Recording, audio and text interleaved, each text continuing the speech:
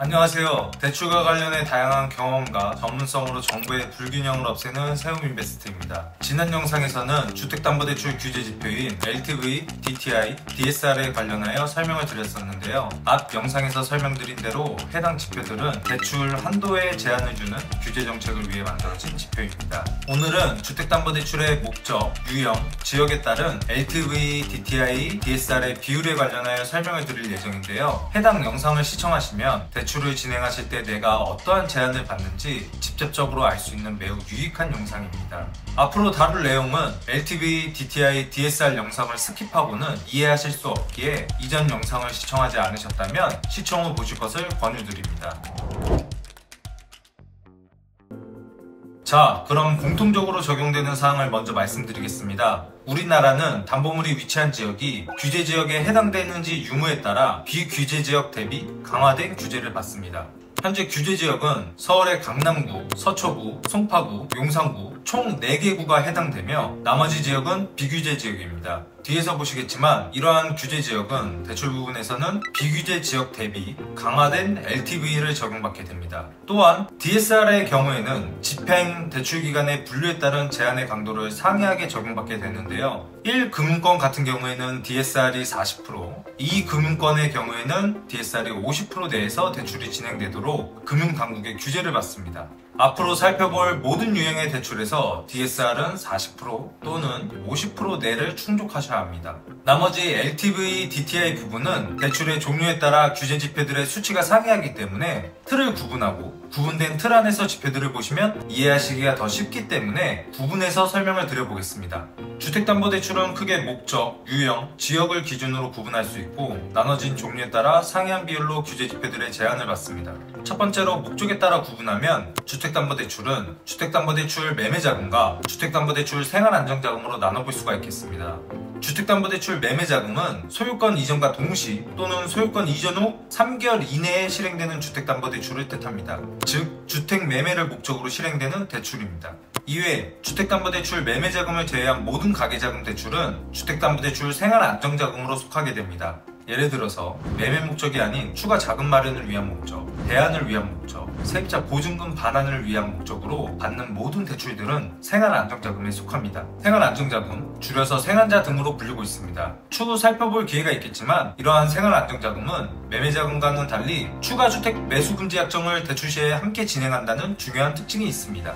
추가주택 매수금지 약정은 간단하게 말씀드리면 생활안정자금을 받아서 주택 구입에 사용하지 않겠다는 약속을 하게 되는 것입니다.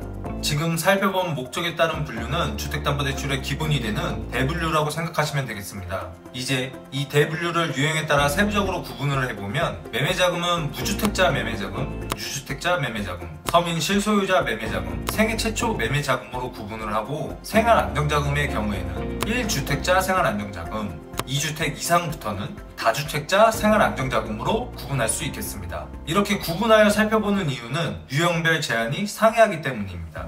먼저 매매자금 세부 유형을 하나하나 살펴보면 무주택자 매매자금 유형은 규제지역 매수 시 LTV 50%, DTI 40%의 제한을 받고 비규제지역 매수 시에는 LTV 70%, DTI 60% 제한을 받습니다. LTV, DTI, DSR만 충족한다면 매수할 주택의 가격 제한이나 신청금의 제한은 없습니다.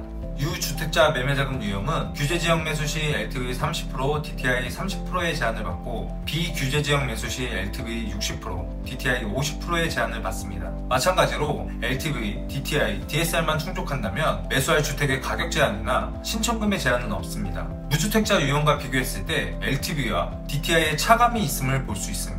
서민 실소유자 매매자금 유형은 규제, 비규제 지역 무관하게 LTV 70%, DTI 60%의 제한을 받습니다. 서민 실소유자 차주 요건은 무주택자, 세대주여야 하고 부부 합산 소득이 9천만원 이하여야 합니다. 매수할 주택가격 또한 규제지역 9억, 비규제지역 8억의 제한을 둔다는 특징이 있습니다. 생애 최초 매매자금 유형은 규제, 비규제 지역을 무관하게 LTV 80%, DTI 60%의 제한을 받습니다. 생애 최초 차주 요건은 주택을 소유한 이력이 없어야 합니다. 기혼이시라면 혼인신고한 배우자까지 포함해서입니다. 매수할 주택의 가격 제한은 없지만 LTV, DTI, DSR 제한을 모두 충족하시더라도 대출 금액의 최대 한도가 6억까지라는 특징이 있습니다. 다음 가구별 주택수로 나눠졌던 생활안정자금의 세부 유형을 살펴보겠습니다. 1주택자이신 경우에는 보유주택이 규제지역이라면 LTV가 50%, DTI는 40%, 비규제지역이시라면 LTV는 70%, DTI 60%의 제한을 받습니다. 2주택 이상의 다주택자 경우에는 대출을 받으시려는 보유주택이 규제지역이라면 LTV 40%, DTI 30%의 제한을 받고 비규제지역이시라면 LTV 60%, DTI 50%의 제한을 받습니다.